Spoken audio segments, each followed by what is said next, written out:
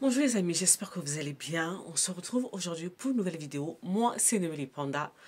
Je suis auteure, conférencière et formatrice. Sur cette chaîne, nous parlons de ta santé mentale, de ta guérison intérieure et de ta foi, de ta spiritualité. Parce que je crois que c'est l'ensemble de ces trois choses qui peuvent t'aider à être une personne, un être humain équilibré au quotidien. En tout cas, c'est comme ça que je vois les choses et c'est ce qui a marché pour moi. Donc, c'est ce que je partage avec vous sur cette chaîne. J'espère que vous allez bien. Aujourd'hui, je vais vous parler au fait d'un sujet qui a fait... En fait, je vais vous parler d'un sujet. J'ai déjà parlé de ça sur ma chaîne TikTok. Mais la vidéo a tellement buzzé. Et il y a eu tellement de questions que je pense que je vais reprendre ça ici pour aller en profondeur. Et ça va aider d'autres personnes. Si ça a buzzé sur TikTok, forcément, je pense que le sujet va toucher au fait mon public qui est sur YouTube ici. Dans la vidéo, je disais que il y a deux choses qui peuvent vous créer des problèmes dans la vie. Deux choses, deux extrémités possibles qui peuvent te créer des problèmes dans la vie. La première des choses, c'est le fait d'avoir grandi très tôt. Papa n'a pas été là, maman n'a pas été là, peut-être qu'ils étaient morts ou tu ne pouvais pas compter sur eux. En grandissant, tu deviens un adulte qui développe ce qu'on appelle le syndrome de sauveur. Tu veux sauver la terre entière. Ça, tu ramènes ça au fait dans ta spiritualité. Tu ramènes ça à l'église, à la mosquée si tu veux. Tu ramènes ça dans tes amitiés. Tu ramènes ça au travail. Tu ramènes ça dans ton couple, dans ta vie de couple. Même dans ta relation avec des enfants. Tu veux sauver tout le monde. Et ça te crée tellement de problèmes, ça te crée des frustrations. Tu es fatigué, tu es épuisé. Mais tu ne sais pas comment sortir ce schéma-là parce que tu ne sais pas d'où ça vient. Ça vient du fait que tu as été un enfant, entre guillemets, parentisé. Voilà. Tu as dû jouer très tôt le rôle de parent. Tu as porté des responsabilités qu'il ne fallait pas pour ton âge. Oui, je sais. Dans la conscience populaire, tu vas me dire, oui, mais ça m'a rendu fort, ça m'a rendu forte. C'est vrai, mais à l'extérieur, tu présentes le visage de quelqu'un qui est fort parce que tu n'avais pas eu que d'autres choix que d'être fort ou forte pour avancer. Tu devais survivre. Donc, tu as dû porter un masque, mettre une carapace pour avancer. Mais au fond de toi, tu sais que c'est un autre son de cloche. Et si tu es honnête avec toi-même, tu sauras qu'au fond de toi, c'est autre chose qui se passe à l'intérieur de toi. Et que tu n'es pas aussi fort, tu n'es pas aussi forte que ça, que cette charge que tu as dû porter très tôt t'a fragilisé de l'intérieur. Voilà pourquoi maintenant, dans tes relations de tous les jours, tu vas chercher l'approbation des gens en étant toujours disponible pour eux et tu n'as aucun respect vis-à-vis de ta personne. Parce que quand tu ne prends pas soin de toi, en réalité, tu n'as pas de respect pour ta propre personne en fait. Quand tu te mets en danger, quand tu te tues, quand tu fais un certain nombre de choses qui te détruisent toi, quand tu dis oui à une personne et que tu te dis non à toi-même, tu penses que quoi en fait? Tu ne te respectes pas en fait.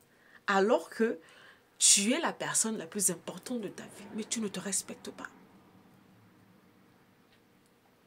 Et en faisant plus les choses pour les autres, les gens peuvent utiliser ça contre toi. Ils vont te blesser, ils vont te frustrer, ils vont te parler mal. Et maintenant, tu es fâché, tu es blessé. Tu te dis, mais comment ils peuvent se permettre? Parce que c'est toi qui leur permets ça. Et ça vient d'où? Ça vient du fait que très tôt, tu as dû prouver ta valeur par le fait de faire les choses. Il faut faire, il faut faire. Ta valeur est définie par ce que tu peux faire pour les gens. Et maintenant, tu vas apprendre à sortir de leur regard. Quand une situation arrive, avant, j'étais le genre de problème, j'étais le genre de personne, quand je voyais quelqu'un dans une situation, la personne même n'est pas encore consciente de la situation, moi je lui trouve déjà des solutions. Ou j'anticipe même, j'essaie de faire des choses pour que tu n'aies pas de problèmes. Mais pendant ce temps, moi-même, ma propre vie, j'ai déposé. C'est un déséquilibre pas possible, en fait. Jusqu'à ce que quand j'ai pris conscience que Noélie, il y a quelque chose, il a fallu que les gens me déçoivent. Parce que enfin, quand tu t'oublies et que tu fais les choses pour les autres, tu attends une reconnaissance. Et quand cette reconnaissance ne vient pas, en fait, ça te détruit plus que autre chose. Et moi, c'est dans ça que j'ai pris conscience que non, Noélie, il va falloir sortir de là, en fait. Maintenant, quand une situation se présente, je me pose la question, est-ce que tu es obligé de rentrer dedans? Chacun fait ses choix dans la vie, tu assumes. Si je suis en capacité d'aider, je le fais. Mais, en fait, ma valeur n'est plus définie dans ce que je fais aux autres ou si ces personnes me disent je suis une bonne personne ou pas. I don't care. C'est pas mon problème. Je suis d'abord préoccupée au fait par ma personne. Pas dans le sens où je n'aide plus les gens. Dans le sens où je ne me tue plus. Chacun de nous fait ses choix et puis chacun assume. Oui, si je peux t'aider, je peux t'aider. Mais je ne suis pas là pour te sauver. Je peux te tendre la main. Après, si tu prends, tu prends. Si tu ne prends pas, c'est bon. Vous voyez? Mais certains d'entre vous, vous vous rendez malade. Ça peut aller très loin. J'ai rencontré des femmes qui sont rentrées dans les relations avec ce syndrome-là. Donc, elles vont prendre un type d'homme, en fait. Des types d'hommes qu'elle peut sauver, qu'elle peut aider. Ça devient maintenant une relation de codépendance. Et ça, c'est des choses dont on ne vous dit pas dans les préparations de mariage. Ce n'est pas de l'amour. Au fait, en voyant cet homme-là ou cette femme-là, c'est le schéma de personne que tu croises souvent. Voilà, là, ton syndrome de sauveur peut être vraiment reconnu. Tu vas pouvoir être utile. Tu ne rentres pas dans la relation parce que tu aimes. Tu rentres là-bas parce que tu veux te trouver. En fait, tu veux être utile à cette personne. Donc, vous êtes dans une codépendance. Donc, la personne a besoin de toi pour aller mieux, entre guillemets.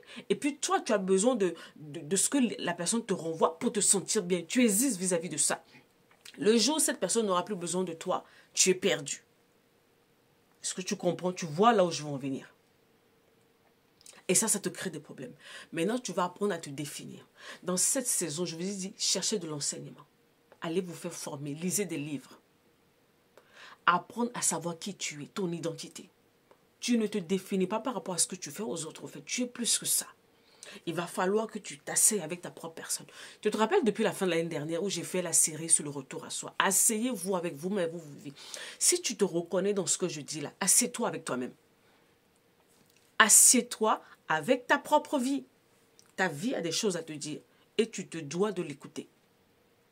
Tu vois un peu ce que je veux dire? Ta vie a des choses à te dire. Et quand tu vas identifier les choses, tu sais maintenant les comportements que tu veux laisser. Mais ne te dis pas que ça va arriver du jour au lendemain. Non. Tu as mis 20, 25, 30, 35, 40 ans dans cet état-là. Pour désapprendre, c'est très compliqué. Il va falloir que tu identifies toutes ces choses-là. C'est quoi ce schéma-là que j'ai qui fait que, voilà, le fait d'aider les personnes, qu'est-ce que ça nourrit en moi? Est-ce que c'est ça qui définit ma valeur? Mais comment je me définis maintenant? Comment je me vois maintenant? Quelle est ma valeur ajoutée? Quelle est l'image que j'ai de toi-même? Autant de questions que tu te poses. Quand tu vas commencer à avoir des réponses à ces questions-là, tu vas voir que tu vas apprendre de plus en plus à déposer la vie des gens. Pourquoi vous pensez que nous, on a beaucoup de pages, de chaînes YouTube qui parlent tout le temps, au fait, des ragots, de la vie des gens? Parce que c'est tellement plus facile de se concentrer sur la vie des autres que de s'asseoir avec soi-même, de gérer sa propre vie. Oui, c'est vrai que ça génère de l'argent, mais ce n'est pas que ça. Souvent, quand vous êtes concentré à aider les autres, vous vous oubliez vous-même. Quand vous êtes concentré sur la vie des autres, vous vous oubliez vous-même. Et c'est là le danger, c'est là le piège. À un moment donné, vous vous rêvez, vous êtes à 45 ans, 50 ans, tu te rends compte que je n'ai rien fait de concret de ma vie ou ma vie est dans un état chaotique. Après, tu vas commencer à en vouloir la terre entière. Les gens ne t'ont rien fait. Tu as fait des choix. Ouais, tu as fait des choix. Il va falloir le reconnaître. Donc, tu as grandi trop tôt. Tu as ce syndrome de sauveur. Commence à t'asseoir. Avec ta propre personne. Identifie les choses. Redéfinis-toi. Revois tes priorités dans la vie. Et petit à petit, travaille. Ne t'attends pas, en fait, à ce que les choses changent du jour au lendemain. Ça va prendre du temps. Mais fais un pas après un autre. Un pas. Désapprends, en fait, désintoxique-toi de tout ça là, en fait. D'accord, tu peux le faire, je t'assure. Tu peux. Franchement, si Noélie a réussi à le faire, tu peux le faire. Je te dis la vérité, tu peux le faire. Tu vois. Maintenant, la deuxième catégorie de personnes dont je parlais dans ma vidéo sur TikTok, c'était les personnes qui ont grandi surprotégées. Il y a cette catégorie de personnes-là où l'enfant a grandi dans les interdits. Il ne faut pas faire ci, il ne faut pas faire ça. Ouais, donc, en fait, c'est comme si on l'a coupé de l'extérieur. L'enfant a grandi dans un cocon. La vie est jolie, c'est beau, c'est mignon. On est dans un monde de bisounours. L'enfant, on ne lui laissait pas prendre ses choix. Il faut faire ci. En fait,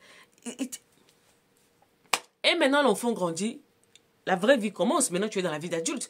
Parce que le parent ne peut pas te couvrir toute sa vie. À un moment donné, tu vas te retrouver dans le monde du travail, à l'école ou dans une relation, dans ton mariage, et ainsi de suite. Et là, tu rentres dans la vraie vie. Et tu es perturbé. Parce que tu ne comprends pas comment les gens peuvent être comme ça. Parce que le dehors, c'est le cardio. Les gens dehors, ils ne te font pas de cadeaux, en fait. La vraie vie dehors, c'est la jungle. Il va falloir que tu sois armé.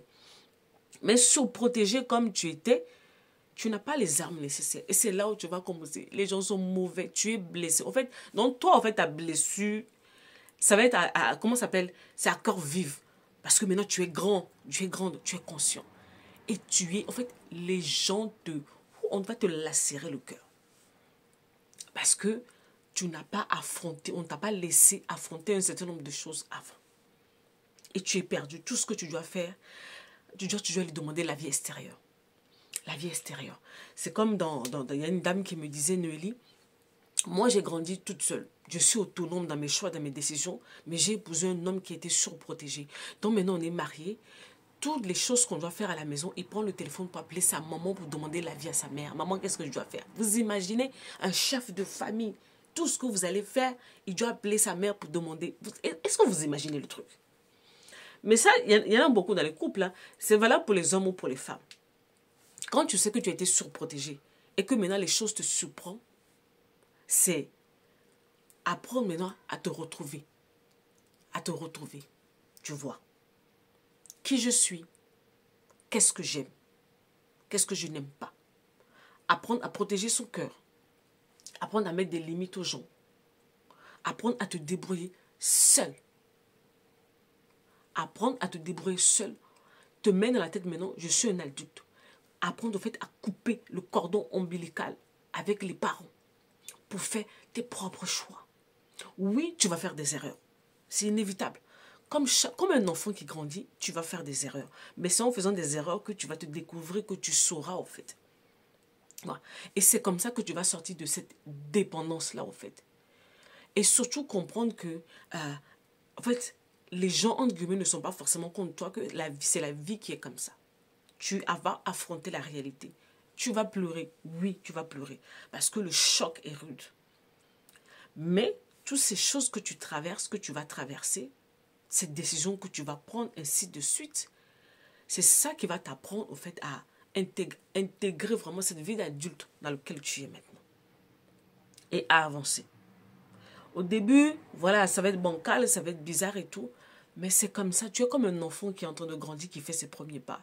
L'enfant pose 1, 2, 3 pieds, l'enfant tombe, l'enfant pleure, l'enfant se relève et puis l'enfant avance. Mais tu dois comprendre que, mais ça commence par le début. Comprendre que j'ai été surprotégée et que peut-être qu'à l'âge adulte maintenant, je suis perdue, je ne sais pas là où j'en suis. Assieds-toi. Qui je suis? Qu'est-ce que j'aime? Qu'est-ce que je n'aime pas? Bon, quelles sont les âmes que j'ai à mon niveau? Est-ce que mon estime de soi est bien? Est-ce que l'image que j'ai de moi-même est bien? Est-ce que j'ai confiance en moi? Est-ce que comment on appelle, mon intelligence émotionnelle est au fixe? Ainsi de suite. Est-ce que mes émotions sont au beau fixe? Comment j'apprends à gérer mes émotions? Comment je peux, en fait, communiquer aisément avec les autres dehors? Ainsi de suite. Comment je vais gérer les conflits? Comment je vais gérer les objections? Est-ce que je sais mettre des limites aux gens? Autant de questions. Et ça, on résume en général le retour à soi. Retourner à soi-même. Voilà. Tu retournes à toi-même et là, tu vas avoir les réponses. Et tu pourras maintenant te projeter dans la vie. Rentrez dans les formations. Formez-vous. Faites-vous former. Faites-vous accompagner. Si vous ne pouvez pas acheter des livres. D'accord? Ça va réellement vous aider. Et c'est ce que je voulais partager avec vous dans cette vidéo. Si vous avez des questions, n'hésitez pas à les laisser en commentaire. Republier cette vidéo. C'est comme ça que vous m'aidez. Franchement, je ne vous demande pas grand-chose. Quand vous écoutez la vidéo et que ça vous fait du bien, n'hésitez pas à republier automatiquement. C'est comme ça que la communauté va s'accroître. Parce que l'objectif, sincèrement, c'est qu'on arrive à 10K. Si vous pouvez m'offrir cela, ça va être magnifique. On est à 10K sur la chaîne YouTube ici. Ça va être magnifique. Vous savez, cette chaîne, elle est là depuis 2016. On est seulement à près de 3000 personnes. Ce n'est pas assez. Et je compte sur vous dans cette saison pour pouvoir m'aider à atteindre au moins minimum la barre des 10K. Allez, prenez soin de vous. Bye bye.